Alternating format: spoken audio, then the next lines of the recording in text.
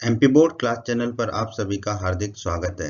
बच्चों, इस वीडियो में हम एमपी बोर्ड के कक्षा 10वीं के गणित के अध्याय 3 दो चर वाले रैखिक समीकरण युग्म का परिचय पढ़ेंगे। तो वीडियो को पूरा अंत तक देखिएगा, जिससे आपको अध्याय 3 के सारे कंसेप्ट अच्छे से समझ में आ जाएंगे। और फिर जब आप अध्याय 3 की प्रश्नावलियों के प्रश्नों को हल करोगे तो सभी प्रश्नों को हल करने में आपको बहुत मदद मिलेगी। बच्चों, अगर आप हमारे एमपी बोर्ड क्लास चैनल पर नए हैं और आपने अभी तक अगर हमारे चैनल को सब्सक्राइब नहीं किया है तो सब्सक्राइब बटन को दबाकर हमारे चैनल को सब्सक्राइब कर लें और बेल आइकन को भी दबा दें, जिससे आपको हमारे चैनल के नए नए वीडियोस के नोटिफिकेशन सबसे पहले मिलेंगे। और जब भी आप यूट्यूब पर सर्च करोगे वीडियोस को तो हमारे चैनल के वीडियोस आपको ऊपर नजर आएंगे। और आपको इस अध्याय का कोई भी वीडियो देखना है तो आप आई बटन पर क्लिक करें। आई बटन पर क्लिक करने से आपको इस अध्याय के सभी वीडियोस के लिंक मिल जाएंगे। तो दोस्तों, अध्याय 3 का परिचय का वीडियो हम शुरू करते हैं। दोस्तों, कोई किसी भी अध्याय के परिचय के वीडियो को आप जो है पूरा जरूर देखें। उससे आपको क्या होता है कि उस अध्याय की प्रश्नावलियों को करने में बहुत ही मदद मिलती है। और एक और बात है कि जब आप प्रश्नावलियां कर लें उस अध्याय की तो दोबारा से परिचय के वीडियो को देखें, तो आपको वो परिचय का वीडियो बहुत अच्छे से समझ में आएगा जब आप दोबारा देखोगे। ठीक है, उससे आपकी एक ही वीडियो में सारी प्रश्नावलियां आपको समझ में आने लगेंगी। ठीक है, तो चलिए अब हम शुरुआत करते हैं दो चरों वाले रैखिक समीकरण युग्म की। ठीक है, पर यहाँ पर अभी हम पहले पढ़ेंगे दो चर वाला रैखिक समीकरण। ठीक है दोस्तों, आपको याद होगा कक्षा 9 में आपका अध्याय 4 था, दो चरों वाला रैखिक समीकरण। ठीक है, यही आपका अध्याय था। ठीक है, उस अध्याय के हमारा एक वीडियो है कक्षा 9 के अध्याय 4 का दो चरों वाला रैखिक समीकरण। आप चाहें तो उस वीडियो को भी अवश्य देखें। ठीक है, कक्षा 9 में हमने पढ़ा था वह समीकरण जिसको हम ax धन by धन c बराबर शून्य के रूप में रखा जा सकता है, या कहें तो लिखा जा सकता है, दो चरों x और y में एक रैखिक समीकरण कहलाता है। ठीक है, जैसा कि नाम में ही नहीं था दो चरों वाला। ठीक है, तो दो चर होंगे x और y। ठीक है, तो x और y दो चर और रैखिक समीकरण है। ठीक है, तो x और y की घात कितनी होगी, एक और एक। ठीक है, दोनों की घात एक एक है, तो ये हो गया ax धन by धन c बराबर शून्य। ठीक है, तो ये होता है हमारा दो चरों वाला रैखिक समीकरण का रूप। ठीक है, पर यहाँ पर a b और c क्या है, वास्तविक संख्याएं हैं और a और b दोनों शून्य नहीं है। ठीक है, a और b दोनों के मान शून्य नहीं है। a और b दोनों के मान शून्य नहीं को हम प्राय ऐसे लिख देते हैं, a का वर्ग धन b का वर्ग शून्य के बराबर नहीं है, इसे प्रदर्शित हम कर देते हैं। ठीक है, ऐसे समीकरण का हल संख्याओं के मानों का एक युग्म होता है। दोस्तों, पहले तो युग्म के बारे में आप याद रख लीजिए, युग्म का मतलब हमेशा होता है दो। ठीक है, तो हम इसको दोबारा पढ़ते हैं। ऐसे समीकरण का हल संख्याओं के मानों का एक युग्म होता है, मतलब कि दो संख्याएं होती हैं। ऐसे समीकरणों का हल दो संख्याएं होती हैं, एक x के लिए तथा दूसरा y के लिए, जो समीकरण के दोनों पक्षों को बराबर कर देता है। ठीक है, तो हमें युग्म मिलता है x और y का। ठीक है, x और y के युग्म मिलते हैं, जो ये जो समीकरण है उसको दोनों पक्षों को बराबर कर देती है। ठीक है, इसके बारे में हम आगे अभी और इस वीडियो में पढ़ेंगे।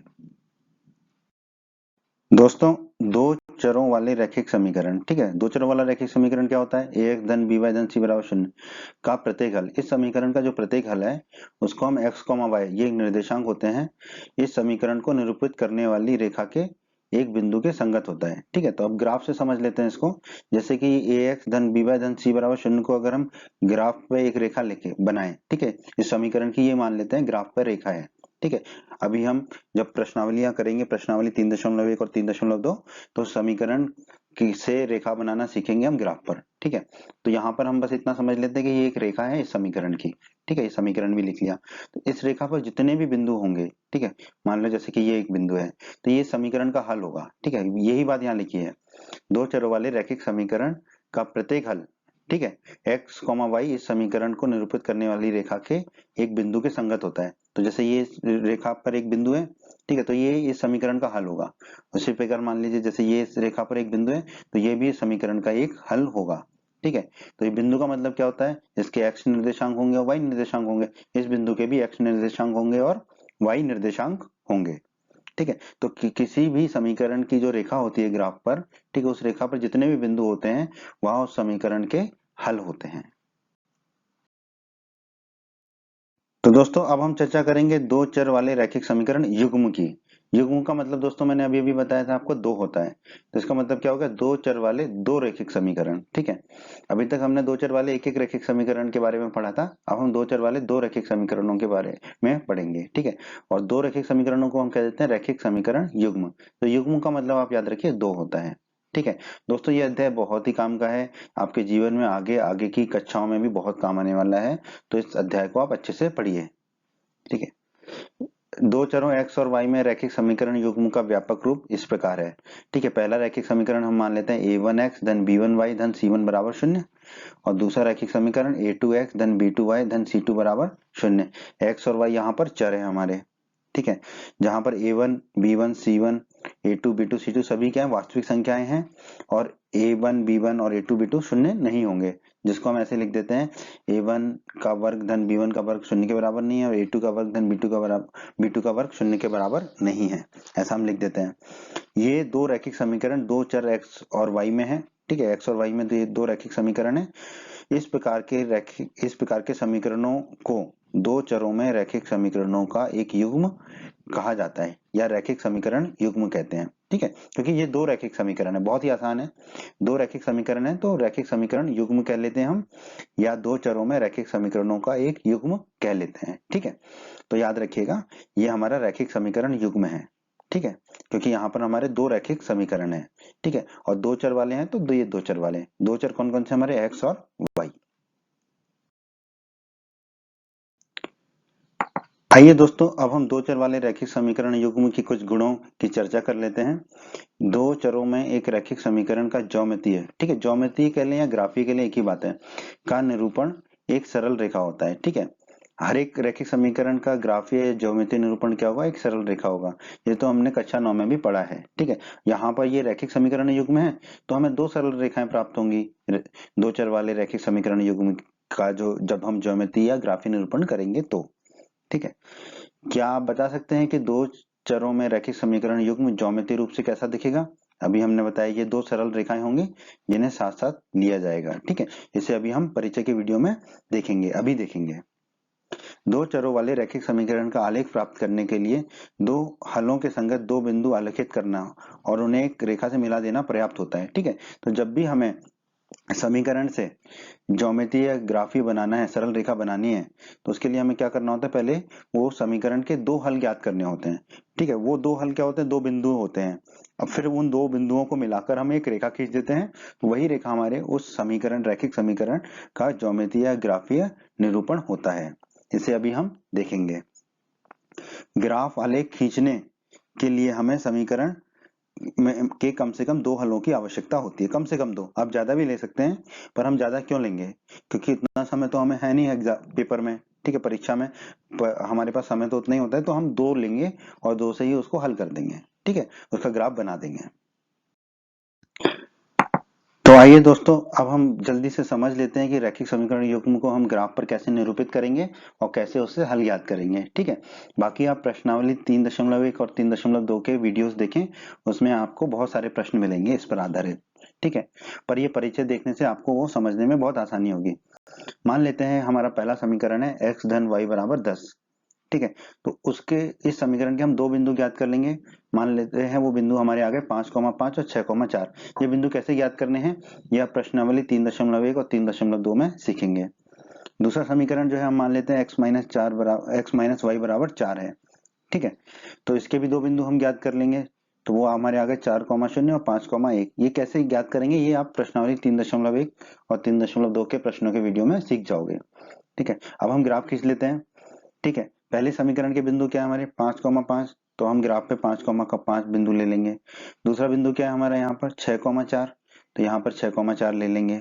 ठीक है, अब क्या करना होता है, इन दोनों बिंदुओं को स्केल से मिला के एक रेखा खींच देते हैं। ठीक है, वही हमारा जो समीकरण है उसकी रेखा होती है ग्राफ पर। तो समीकरण है x धन y बराबर 10, तो वो लिख दिया हमने। ठीक है, ये पहले समीकरण का काम हो गया। अब दूसरे समीकरण का पहला बिंदु है 4,0, तो उसको दिखा देंगे हम 4,0 को। दूसरा बिंदु है 5,1, तो ग्राफ पर दूसरा बिंदु ले लेंगे 5,1।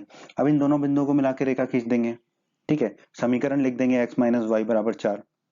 ठीक है, तो इस तरह तो रैखिक समीकरण युग्म को हम ग्राफ पर निरूपित करते हैं। ठीक है, फिर हल कैसे निकालते हैं, अगर ये दोनों रेखाएं कहीं पर टकराती हैं एक दूसरे को, ठीक है, जैसे कि ये टकरा रही है, कहाँ टकरा रही है, यहाँ पर इस बिंदु पर, ठीक है।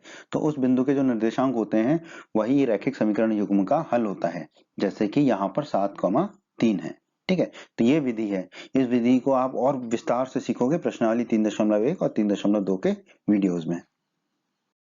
दोस्तों, दो चर वाले रैखिक समीकरण युग्म को जब हमने ग्राफ पर प्रदर्शित किया, निरूपित किया, तो हमें दो सरल रेखाएं प्राप्त हुई थी, ठीक है। तो एक तल में यदि दो रेखाएं दी हैं तो निम्न तीन संभावनाओं में से केवल एक ही संभावना हो सकती है। कौन कौन सी तीन संभावनाएं हैं वो? या तो वो दोनों रेखाएं एक बिंदु पर प्रतिच्छेद करें, जैसा कि हमने जो ग्राफ बनाया था भी उसमें प्रतिच्छेद कर रही थी, ठीक है। जैसे कि एक रेखा ये, दूसरी रेखा ये दोनों एक बिंदु पर प्रतिच्छेद करें, ये एक संभावना हो सकती है। या दूसरी संभावना हो सकती है कि दोनों रेखाएं प्रतिच्छेद ना करें, अर्थात वे दोनों रेखाएं क्या हो, समांतर हो, जैसे कि ये दोनों रेखाएं समानांतर हैं, ठीक है। ये हो सकती है संभावना। तीसरी और आखिरी संभावना हो सकती है कि दोनों रेखाएं संपाती हों। संपाती हों मतलब एक के ऊपर एक हों, ठीक है, एक के ऊपर एक हों, ठीक है। यानी कि इसके सारे बिंदु जो है कॉमन हो, उभयनिष्ठ हो। इसमें जो है सारे बिंदु उभयनिष्ठ होते हैं, ठीक है, क्योंकि दोनों रेखाओं में जो भी बिंदु है वो सब दोनों रेखाओं में होते हैं, ठीक है। जितने भी बिंदु पहली रेखा में हो उतने ही बिंदु दूसरी रेखा में होंगे, तो दोनों रेखाएं क्या होती है, संपाती होती हैं। तो यही तीन संभावना होती है हमारी जब एक तल पे हमारे दो रेखाएं हो, या तो वो प्रतिच्छेद करेंगी, या वो समांतर होंगी, या वे संपाती होंगे।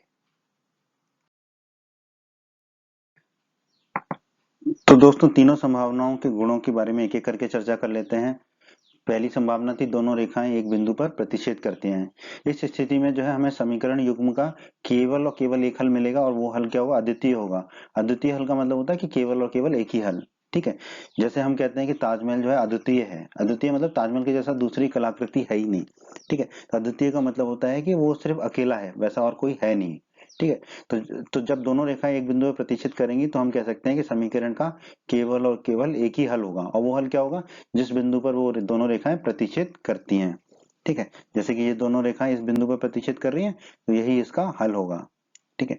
और दोस्तों, हमेशा के लिए याद रख लीजिए, एक रैखिक समीकरण युग्म जिसका हल होता है रैखिक समीकरणों का संगत युग्म कहलाता है।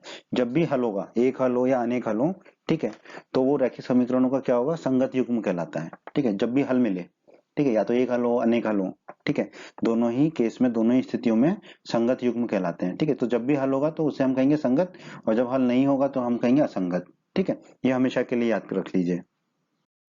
दोस्तों, दूसरी संभावना हमने पढ़ी थी कि जब दोनों रेखाएं प्रतिच्छेद नहीं करती अर्थात वे समांतर होती हैं, तो इस स्थिति में क्या होता है, समीकरणों का कोई भी हल नहीं होता, ठीक है, एक भी हल नहीं होता, क्योंकि वो रेखाएं जो है एक दूसरे को कभी टकराएंगी ही नहीं, क्योंकि वे समांतर हैं, ठीक है। तो जब टकराएंगी ही नहीं, प्रतिच्छेद नहीं करेंगी, तो वो कोई हल नहीं होगा ऐसे केस स्थिति में रैखिक समीकरण युग्म का, ठीक है।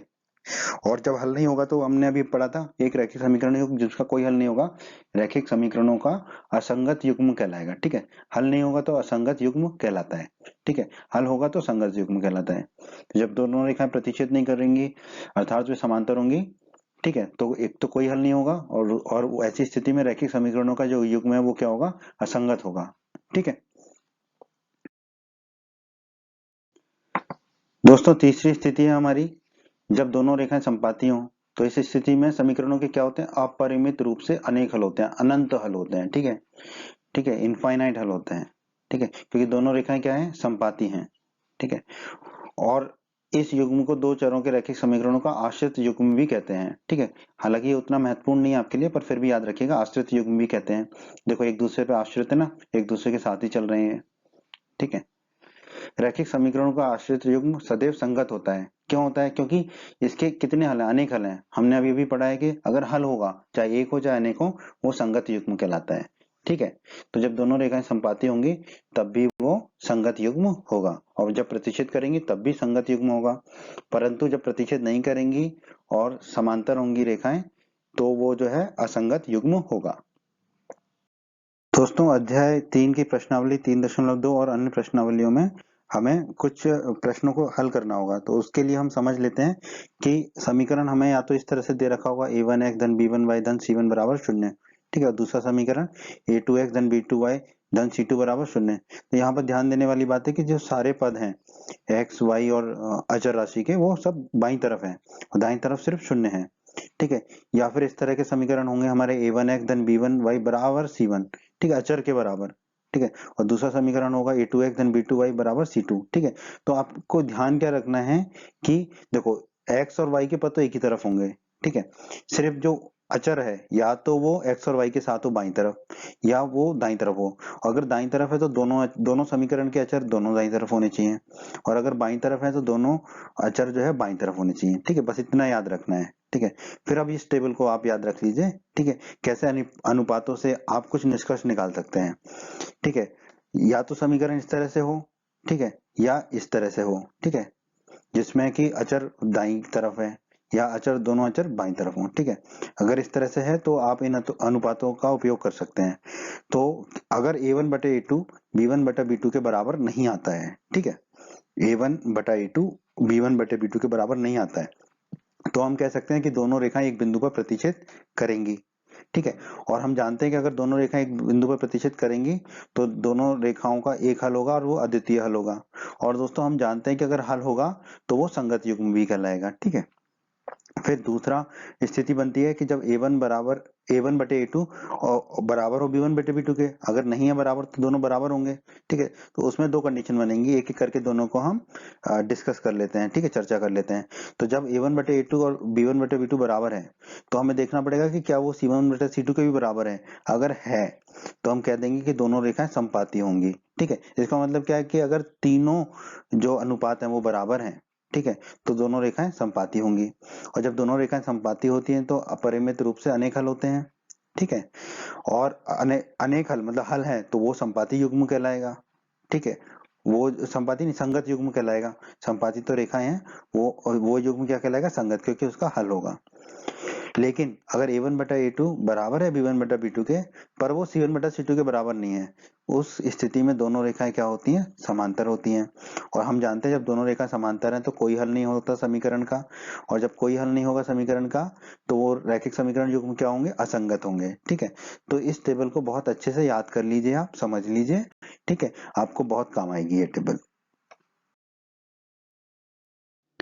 बच्चों, अगर आप हमारे एमपी बोर्ड क्लास चैनल पर नए हैं और आपने अभी तक अगर हमारे चैनल को सब्सक्राइब नहीं किया है तो सब्सक्राइब बटन को दबाकर हमारे चैनल को सब्सक्राइब कर लें और बेल आइकन को भी दबा दें, जिससे आपको हमारे चैनल के नए नए वीडियोस के नोटिफिकेशन सबसे पहले मिलेंगे। और जब भी आप यूट्यूब पर सर्च करोगे वीडियोस को तो हमारे चैनल के वीडियोस आपको ऊपर नजर आएंगे। और आपको इस अध्याय का कोई भी वीडियो देखना है तो आप आई बटन पर क्लिक करें। आई बटन पर क्लिक करने से आपको इस अध्याय के सभी वीडियोस के लिंक मिल जाएंगे।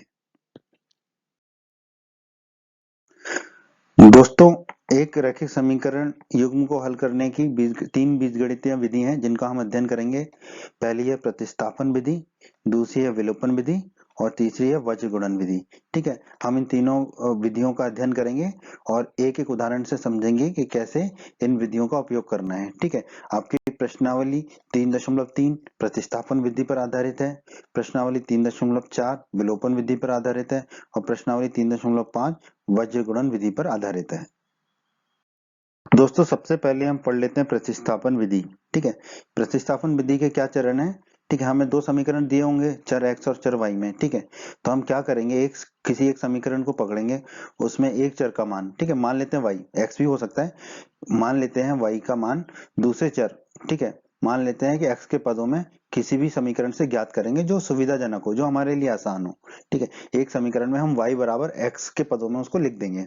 ठीक है, फिर जो y बराबर हमने x के पदों में लिखा, इस y के मान को दूसरे समीकरण में प्रतिस्थापित करेंगे। ठीक है, क्योंकि दो समीकरण हमारे पास, और फिर इसको एक चर x के समीकरण के रूप में बदलेंगे जिसको कि हल किया जा सकता है। ठीक है, फिर उसको हल करके हम x का मान ज्ञात कर लेंगे। ठीक है, पर कभी कभी क्या होगा कि हमें बिना चर के कथन प्राप्त होंगे। ठीक है, जैसे कि 5 बराबर 5 या 5 बराबर 8। तो अगर ये कथन सत्य है, जैसे कि 5 बराबर 5, तो हम कह सकते हैं कि रैखिक समीकरण युग्म के अपरिमित रूप से अनेक हल होंगे, अगर सत्य कथन है तो। लेकिन अगर असत्य कथन है तो क्या कहेंगे हम, रैखिक समीकरण युग्म का कोई हल नहीं होगा। ठीक है, तो अगर कथन होगा तो दो तरह के होंगे, सत्य या असत्य। सत्य कथन है तो अपरिमित रूप से अनेक हल होंगे, जैसे कि 5 बराबर 5 मिला। ठीक है, और असत्य कथन मिला जैसे कि 5 बराबर 8, तो हम कह देंगे कि उस रैखिक समीकरण युग्म का कोई हल नहीं होगा। ठीक है, और कथन के अलावा हमें x का मान भी मिल सकता है, चर का मान भी मिल सकता है। तो जब हमें चर का मान मिल जाएगा तो हम क्या करेंगे, ठीक है, अगर हमें कथन नहीं मिलता, चर का मान ही मिल जाता है, तो वो जो चर का मान मिला है, जैसे कि हमने यहाँ पर x का मान निकाला है, तो चरण 2 से प्राप्त x अथवा y का मान उस समीकरण जिसे चरण 1 में प्रयोग किया गया है में प्रतिस्थापित करके दूसरे चर का मान प्राप्त कर सकते हैं। ठीक है, फिर जो हमें x का मान मिल गया, एक चर का मान मिल गया, ठीक है, x का या y का, तो हम किसी भी समीकरण में उस चर के मान को रख के दूसरे चर के मान को ज्ञात कर लेंगे, उससे हमें हमारा हल प्राप्त हो जाएगा। ठीक है, जो भी हमारा दोनों समीकरणों का हल है x और y प्राप्त हो जाएगा, क्योंकि एक हल तो हम निकाल ही चुके हैं x या y, और उसको रखेंगे हम किसी भी समीकरण में तो हमें दूसरा हल भी प्राप्त हो जाएगा। यही है हमारी दोस्तों प्रतिस्थापन विधि। आइए इसको अब हम एक उदाहरण के माध्यम से समझने का प्रयास करते हैं। दोस्तों हमने प्रतिस्थापन विधि को समझने के लिए एक उदाहरण ले लिया। निम्न रैखिक समीकरण युग्म को प्रतिस्थापन विधि से हल कीजिए। क्या है समीकरण x धन y बराबर 14, इसको हम मान लेंगे समीकरण 1, x धन y बराबर 14। दूसरा समीकरण है x माइनस y बराबर 4, इसको हम मान लेंगे समीकरण 2। ठीक है, अब हमें क्या करना है, एक चर के रूप में जो है दूसरे चर को लिखना है, तो हम समीकरण 2 का इस्तेमाल कर लेते हैं। ठीक है, तो अब y को हम दाईं तरफ ले जाएंगे, तो माइनस का y है तो धन y हो जाएगा, तो x बराबर हमें कितना मिलेगा, 4 धन y। ठीक है, अब ये हमने किससे निकाला था, समीकरण 2 से, इसीलिए हमने इसका रंग वैसे ही रखा समीकरण 2 की तरह। ठीक है, तो अब ये x का मान हम समीकरण 2 में नहीं रखेंगे, समीकरण 1 में रखेंगे, तो x बराबर 4 धन y का मान समीकरण 1 में रखने पर, ठीक है, समीकरण 1 क्या है, x धन y बराबर 14, x की जगह क्या रख देंगे, 4 धन y रख दिया हमने, धन y बराबर 14। अब इसको हल कर लेंगे, तो 2 y धन y कितना हो जाएगा, 2y, और ये 4 को दाईं तरफ ले जाएंगे तो माइनस का 4 हो जाएगा, तो ये हो जाएगा 14 माइनस 4। 14 में से 4 जाएंगे तो कितना मिलेगा हमें, 10, तो 2y बराबर 10। 2 को दाईं तरफ ले जाएंगे तो बटे में चला जाएगा, तो y बराबर हो जाएगा 10 बटा 2। 10 में 2 का भाग देंगे तो मिलेगा हमें 5, तो y बराबर हमें मिल गया 5। ये एक उत्तर हो गया हमारा। अब ये y का मान 5 हम कहीं पे भी रख सकते हैं, किसी भी समीकरण में, समीकरण 1 या समीकरण 2। ठीक है, तो y बराबर 5 का मान हम रख रहे हैं समीकरण 1 में। ठीक है, तो समीकरण 1 हमारा x धन y बराबर 14। ठीक है, तो x धन y की जगह रख देंगे 5, तो x धन 5 बराबर 14 हो जाएगा। 5 को दाईं तरफ ले जाएंगे तो ऋण का हो जाएगा, तो x बराबर हो जाएगा 14 माइनस 5। 14 में से 5 गए तो बचेगा 9, तो x हमारा आ गया 9, तो ये हमारा x भी आ गया, हमें यही ज्ञात करना था। तो दोस्तों यही है आपकी प्रतिस्थापन विधि। ठीक है, हम एक चर के रूप में दूसरे चर को लिख लेते हैं, फिर उसको किसी अन्य समीकरण में रख देते हैं जिस समीकरण से उसको नहीं लिया है, फिर उस चर का मान ज्ञात कर लेते हैं, जैसे कि यहाँ पे हमने y का मान ज्ञात कर लिया, फिर जो y का मान आया उसको हम किसी भी समीकरण में रख के दूसरे चर का मान ज्ञात कर लेते हैं, जैसे कि यहाँ पर x का मान हमने ज्ञात किया। तो दूसरी बीजगणितीय विधि है विलोपन विधि। ठीक है, तो विलोपन विधि जैसे कि नाम में ही नहीं होता है, हमें कुछ ना कुछ विलोप करना है। ठीक है, एलिमिनेट करना है, एलिमिनेशन मेथड है। तो चरण एक, सर्वप्रथम क्या करेंगे, दोनों समीकरणों को उपयुक्त शून्योत्तर अचरों, शून्योत्तर अचरों का मतलब होता है शून्य के अलावा कोई भी अचर, ठीक है, धनात्मक या ऋणात्मक कुछ भी हो सकता है। सर्वप्रथम दोनों समीकरणों को हम उपयुक्त अचर से, शून्य के अलावा किसी एक चर x अथवा y के गुणांकों को संख्यात्मक रूप से समान करने के लिए गुणा करेंगे। ठीक है, जरूरी नहीं है दोनों समीकरणों में गुणा करना पड़े, किसी एक समीकरण में भी गुणा करने से हमारा काम हो सकता है, पर हमें संख्यात्मक रूप से समान करना होगा x के गुणांक को या y के गुणांक को, दोनों समीकरणों में। ठीक है, फिर समीकरण 2 में क्या करेंगे, एक समीकरण से दूसरे समीकरण को जोड़ेंगे या घटाएंगे जिससे कि एक चर विलुप्त हो जाए, ठीक है, समाप्त हो जाए। ये ठीक है, यदि आप एक चर में समीकरण पाते हैं तो चरण 3 में जाएं। ठीक है, अगर एक चर को विलुप्त करने के बाद, ठीक है, फिर हमें एक चर में समीकरण मिलता है तो हम समीकरण चरण 3 में जाएंगे, और अगर दोनों ही चर हमारे विलुप्त हो जाते हैं तो दो संभावनाएं, यदि चरण 2 में हमें चर रहित मतलब कि कोई भी चर नहीं मिलता है और एक सत्य कथन प्राप्त होता है, जैसे कि 5 बराबर 5, तो हम कह सकते हैं कि रैखिक समीकरण युग्म के क्या होंगे, अपरिमित रूप से अनेक हल होंगे। और अगर हमें असत्य कथन प्राप्त होता है चरण 2 में, तो हम कह देंगे रैखिक समीकरण युग्म का कोई हल नहीं होगा। असत्य कथन मतलब जैसे कि 5 बराबर 8, ठीक है, और यदि हमें एक चर में समीकरण मिलता है तो हम जाएंगे चरण 3 में। तो दोस्तों जब हमें एक चर में समीकरण प्राप्त होगा तो इस प्रकार एक चर में प्राप्त समीकरण को हम क्या करेंगे, उस चर का मान ज्ञात करने के लिए हल कर लेंगे, तो हमें x या y किसी एक का मान ज्ञात हो जाएगा।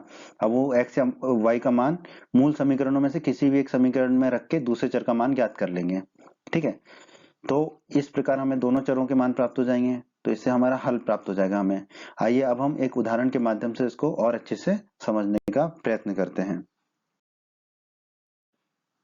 तो आइए दोस्तों उदाहरण के माध्यम से विलोपन विधि को समझते हैं। हमें दो समीकरण युग्म दिए रखे हैं, ठीक है, समीकरण का एक युग्म दे रखा है। तो पहला समीकरण है x धन y बराबर 5, इसको हम मान लेंगे समीकरण 1। दूसरा समीकरण है 2x माइनस 3y बराबर 4, इसको हम मान लेंगे समीकरण 2।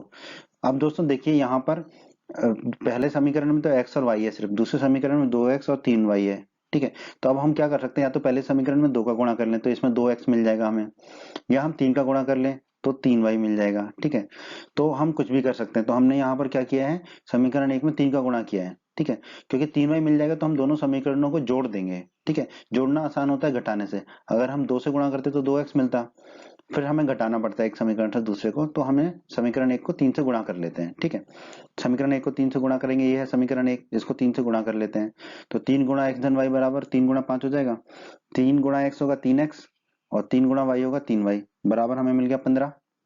ठीक है, अब हम क्या करेंगे, इसको मान लेते हैं समीकरण 3। ठीक है, अब समीकरण 2, ये जो समीकरण 2 है, क्योंकि ये समीकरण 3 हमने किस में से निकाला है, समीकरण 1 में से। ठीक है, तो अब समीकरण 2 और समीकरण 3 को जोड़ देते हैं। ठीक है, अगर हम इनको जोड़ेंगे तो 3y से 3y कट जाएगा। ठीक है, ये हमने दिमाग लगाया, इसी को हम विलोपन विधि कहते हैं। इससे हमारा y वाला चर यहाँ पे विलोप हो जाएगा, विलुप्त हो जाएगा। ठीक है, तो समीकरण 2 और समीकरण 3 को जोड़ देते हैं। ठीक है, समीकरण 2 है 2x माइनस 3y, तो 2x माइनस 3y बाईं तरफ को बाईं तरफ से जोड़ेंगे, दाईं तरफ को दाईं तरफ से जोड़ेंगे। ठीक है, समीकरण 3 का बाईं तरफ है 3x धन 3y, धन 3x धन 3y लिख दिया। फिर समीकरण 2 का दाईं तरफ है 4, तो 4। समीकरण 3 का दाईं तरफ है 15, तो धन 15। ठीक है, अब हम कोष्टक को खोल लेंगे, ये 3y से 3y को काट देते हैं। ठीक है, क्योंकि ये ऋण का 3y है, धन का 3y है। ठीक है, ये कट जाएंगे दोनों 3y। ठीक है, और 2x और 3x कितने हो जाएंगे हमारे, 5x, और 4 और 15 कितने हो जाएंगे, 19। ठीक है, 4 धन 15 हो जाएगा 19, तो 2x और 3x हो गया 5x। अब 5 जो है दाईं तरफ जाके बटे में आ जाएगा, तो x बराबर आ जाएगा हमारा 19 बटे 15। ठीक है, x बराबर आ गया हमारा 19 बटे 15। अब हम ये x का मान जो है किसी भी समीकरण में रख सकते हैं, 1 2 3 किसी में भी। ठीक है, जिसमें हमें आसान लगे। ठीक है, तो x का मान 19 बटे 15, तो एक हमारा उत्तर हो ही गया। अब x का मान हम समीकरण 1 में रख देते हैं, क्योंकि ये सीधा सीधा है। ठीक है, कुछ गुणा नहीं करना पड़ेगा। ठीक है, सिर्फ दाईं तरफ ले जाके सीधा सीधा मान आ जाएगा y का। तो x का मान हम समीकरण 1 में रख देते हैं। समीकरण 1 है x धन y बराबर 5, x का मान रख देंगे 19 बटा 5, और x को हम दाईं तरफ ले जाएंगे। ठीक है, तो दाईं तरफ जाके ऋण का हो जाएगा, तो y बराबर हो जाएगा 5 माइनस एक्स, एक्स का मान रख देंगे। अब x का मान है 19 बटे 5, तो ये y बराबर हो जाएगा 5 माइनस 19 बटे 5। ठीक है, अब ये 5 हर में 5 है, तो 5 कॉमन लेंगे नीचे हर में, तो ऊपर होगा ये 5 गुणा 5 माइनस 19 बटे 5, पचम 25 होता है, तो ये हो जाएगा y बराबर 25 माइनस 19 बटे 5। 25 में से 19 गए तो बचेगा 6, तो y बराबर हमारा आ जाएगा 6 बटा 5, तो ये उत्तर होगा हमारा। तो ये विधि है हमारी विलोपन विधि। ठीक है, हम किसी एक समीकरण या दोनों समीकरणों में ऐसा गुणा करते हैं कि कोई एक चर हमारा विलुप्त हो जाए जोड़ने या घटाने पर। ठीक है, फिर वो उस एक चर का दूसरे चर का मान ज्ञात कर लेते हैं, फिर वो दूसरे चर का मान किसी भी समीकरण में रख के पहले चर का भी मान ज्ञात हम कर लेते हैं। तो ये है हमारी विलोपन विधि। दोस्तों तीसरी विधि हमारी वज्रगुणन विधि, इस पर आपकी प्रश्नावली 3.5 आधारित है। ठीक है, वज्रगुणन विधि दोस्तों मैं तो कहूंगा तभी आप इस्तेमाल करें जब आपसे कहा जाए कि इसी से प्रश्न को हल करना है, अन्यथा आप विलोपन विधि या प्रतिस्थापन विधि का ही प्रयोग करें। ठीक है, और जो भी आसान लगे विलोपन या प्रतिस्थापन में, ठीक है, किसी भी विधि का प्रयोग कर सकते हैं। वज्रगुणन में क्या होता है कि आपको जो है सूत्र याद करना पड़ेगा। वज्रगुणन विधि में सूत्र क्या है, x बटे b1c2 माइनस b2c1 बराबर y बटे c1a2 माइनस c2a1 बराबर 1 बटे a1b2 माइनस a2b1। ठीक है, तो ये आपको सूत्र याद करना पड़ेगा, ये इसकी समस्या है। विलोपन विधि और प्रतिस्थापन विधि में आपको कोई भी सूत्र याद नहीं करना होता है। ठीक है, अब देखिए इसको बस थोड़ा सा समझ लीजिए कैसे है।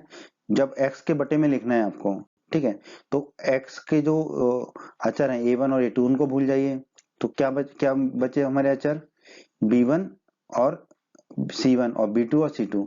ठीक है, तो गुणा होता है b1 का c2 से, फिर माइनस लिखते हैं, फिर b2 c1, यही लिखा है b1 c2 minus b2 c1। y के अचर क्या है, b1 और b2 उनको भूल जाइए, तो क्या होंगे a1 और c1। ठीक है, तो हम आगे बढ़ते हैं, b से c, c से a से b।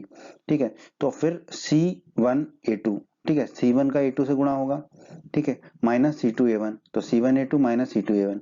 फिर अचर राशि के लिए हम लिख दिया 1। ठीक है, एक एक के गुणांक क्या है हमारे c1 और c2, तो c1 और c2 को भूल जाइए। ठीक है, फिर आगे बढ़ेंगे तो a और b मिलेगा। ठीक है, तो a1 b2 minus a2 b1, तो हमने लिख दिया a1 b2 minus a2 b1। ठीक है, तो ये है सूत्र आपका, बस ये सूत्र पे आधारित है। ये सूत्र अगर आपको समझ आ गया तो वज्रगुणन विधि समझ आ गई आपको। ठीक है, तो आप इस सूत्र को याद कर लीजिए, क्योंकि कभी कभी आपसे कहा जा सकता है कि वज्रगुणन विधि से ही इसको हल कीजिए। तो दोस्तों एक उदाहरण से समझ लेते हैं कैसे इस तरह के प्रश्नों को हल करना होगा आपको। अगर आपसे कहा जाएगा निम्न समीकरण युग्म को वज्रगुणन विधि से हल कीजिए, ठीक है, तो पहले तो आप याद रखिए जो समीकरण है उसको आपको इस रूप में लिखना होगा, सारा कुछ बाईं तरफ होगा, बराबर में शून्य होगा, तो हम लिख देंगे 2x धन y माइनस 5 बराबर शून्य। ठीक है, उसी तरह दूसरे समीकरण को हमें लिखना होगा 3x धन 2y माइनस 8 बराबर शून्य। ठीक है, बराबर शून्य के रूप में लिखना होता है, ये आप हमेशा के लिए याद कर लीजिए वज्रगुणन विधि में। ठीक है, ये बहुत जरूरी है। अब देख लीजिए यहाँ पर a1 क्या होगा 2, b1 क्या होगा 1, c1 क्या होगा -5। ठीक है, a2 क्या होगा x का गुणांक यानी कि 3, b2 क्या होगा y का गुणांक यानी कि 2, और c2 क्या होगा अचर राशि यानी कि -8। तो हमने a1 b1 c1 a2 b2 c2 लिख लिए। अब हमने सूत्र लिख लिया। ठीक है, ये सूत्र आपको याद होना चाहिए। ठीक है, या फिर वो जो तीर से हमने बताया था वैसे आप याद कर लीजिए, आपकी मर्जी है। ठीक है, अब हमने क्या किया x बटे b1 c2। ठीक है, b1 ये 1 है, c2 -8 है, तो वो 1 गुणा -8 माइनस b2 c1, b2 2 है, c1 -5 है, तो माइनस में 2, b2 की जगह 2 लिखा और c1 की जगह -5 लिखा। ठीक है, अब हम y के नीचे वाले को हल कर लेते हैं। y के नीचे है c1 a2, c1 है हमारा -5। ठीक है, तो हमने -5 लिख दिया, a2 है 3, तो a2 की जगह लिख दिया 3, फिर माइनस है तो माइनस लगा दिया, फिर है c2 a1, c2 है -8, तो c2 की जगह -8 लिख दिया, a1 है 2, तो a1 की जगह लिख दिया 2। ठीक है, अब हम अगले पद पे चलते हैं, 1 बटा a1 b2, a1 है 2 b2 है 2, तो 2 गुणा 2 हो गया, माइनस तो माइनस लगा दिया, a2 b1, a2 है 3 b1 है 1, तो 3 गुणा 1 हो जाएगा। ठीक है, अब इसको हम हल कर लेते हैं, ये वाला 1 बटे वाला, तो 1 बटे 2 गुणा 2 हो जाएगा 4, और 3 गुणा 3, 3 गुणा 1 हो जाएगा 3, तो ये हो गया 4 माइनस 3, 2 गुणा 2 4 हो गया, 3 गुणा 1 3 हो गया। 4 में से 3 जाएगा तो कितना मिलेगा हमें 1, तो ये हो जाएगा 1 बटा 1, 1 बटा 1 कितना होता है 1। ठीक है, अब बस अब ये x के बटे और y के बटे को हल कर लेते हैं। अब ये देखिए 1 गुणा -8 होगा -8, और ये 2 गुणा -5 तो -10, -10 और ये माइनस है तो धन का 10 हो जाएगा। ठीक है, और y में देखिए -5 गुणा 3 -15, और माइनस है, ये माइनस से माइनस कट जाएगा, 8 गुणा 2 16, तो धन के 16 बराबर 1। अब तो बहुत ही आसान हो गया। अब ये एक बार x के पद को और एक बार y के पद को एक के हम बराबर रख देंगे। ठीक है, तो हाँ, अब ये देखिए -8 धन 10, ये कितना हो जाएगा 2, तो ये हो जाएगा x बटे 2, और y बटे में -15 धन 16 है, तो 1 हो जाएगा, 16 में से 15 जाएंगे तो 1, तो ये आ गया हमारा x बटे 2 बराबर y बटा 1 बराबर 1। अब हम एक बार x बटा 2 को 1 के बराबर कर देंगे, एक बार y बटा 1 को 1 के बराबर कर देंगे। x बटा 2 को 1 के बराबर करेंगे, 2 दाईं तरफ जाके ऊपर चला जाएगा, तो x बराबर हमें मिल जाएगा 2। फिर y बटा 1 को हम 1 के बराबर कर देंगे। ठीक है, y बटा 1, फिर ये 1 ऊपर जाएगा, या y बटा 1 तो y ही होता है, तो y बराबर हमें 1 मिल जाएगा। तो इस तरीके से हमें x और y के मान प्राप्त हो जाते हैं वज्रगुणन विधि से। दोस्तों कभी कभी ऐसी परिस्थितियां होती है कि हमें सीधे सीधे दो चरों में रैखिक समीकरण युग्म नहीं दिए होते हैं, तो उन स्थितियों में हमें क्या होता है, दो चरों के रैखिक समीकरणों के युग्म में बदले जा सकने वाले रैखिक समीकरण दे रखे होते हैं कि हम उनको दो चरों के रैखिक समीकरण युग्म में बदल सकते हैं। ठीक है, इस तरह के प्रश्न आपको मिलेंगे प्रश्नावली 3.6 में।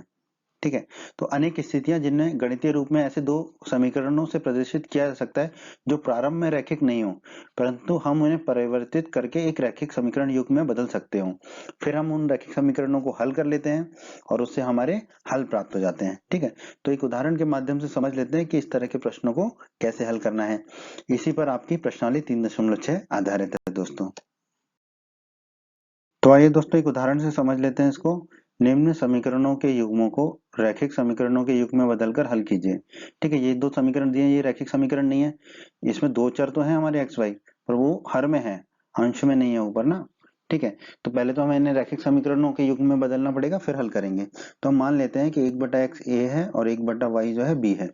अब आप पहले समीकरण को देखिए, 1/x की जगह हम रखेंगे a, तो ये हो जाएगा a/2।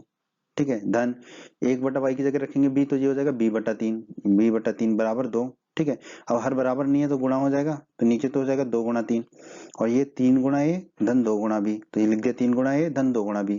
ठीक है, अब ये हो जाएगा 3a धन 2b बटे 2 गुणा 3 कितना होता है 6, तो लिख दिया 3a धन 2b बटे 6 बराबर 2 तो है ही। अब ये 6 दाईं तरफ चला जाएगा, तो 3 धन 2 भी बराबर हो जाएगा 2 गुणा 6, 2 गुणा 6 कितना होता है 6 दूनी 12, तो 3 धन 2 भी बराबर हो जाएगा हमारा 12। ये रैखिक समीकरण हो गया हमारा ना, यहाँ पे चर हो गए a और b, ठीक है, इसको हम मान लेंगे समीकरण 1, ठीक है।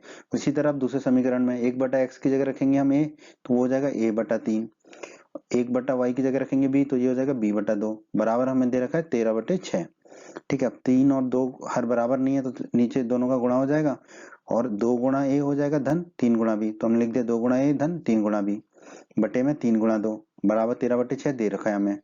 तो अब ये हो जाएगा 2 गुणा a हो जाएगा 2a, ठीक है, 3 गुणा b हो जाएगा 3b, तो ये होगा 2a धन 3b, और 3 गुणा 2 कितना हो गया 6, बराबर में 13 बटे 6 है। 6 से 6 काट देते हैं, ये नीचे वाले ये दोनों 6 आपस में कट जाएंगे, तो हमें कितना मिलेगा 2a धन 3b बराबर 13, 2a धन 3b बराबर 13, इसे हम मान लेंगे समीकरण 2। ये अब हमारा हो गया रैखिक समीकरण चर a और b में। तो अब हमें दो चरों वाले रैखिक समीकरण युग्म मिल गए, ठीक है, दो समीकरण मिल गए। अब हम इसको किसी भी विधि से हल कर सकते हैं, प्रतिस्थापन विधि, विलोपन विधि या वज्रगुणन विधि, ठीक है। मुझे तो आसान लगती है विलोपन विधि, तो हम इसको विलोपन विधि से हल कर लेते हैं, ठीक है।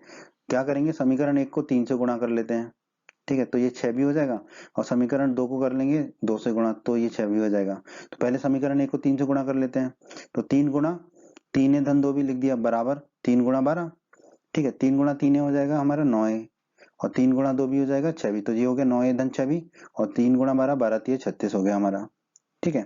इसे हम मान लेंगे समीकरण 3। अब समीकरण 2 में हम कर लेंगे 2 का गुणा, ठीक है, समीकरण 2 में 2 का गुणा, 2 का गुणा कर लेते हैं समीकरण में, तो 2 गुणा 2 धन 6 3 भी, 2 धन 3 भी हो गया बराबर 2 गुणा 13, 2 गुणा 2 हो जाएगा हमारा 4, और 2 गुणा 3 भी हो जाएगा हमारा 6 भी, और 2 गुणा 13 13 दूनी 26 हो गया। इसको हम मान लेते हैं समीकरण 4, ठीक है।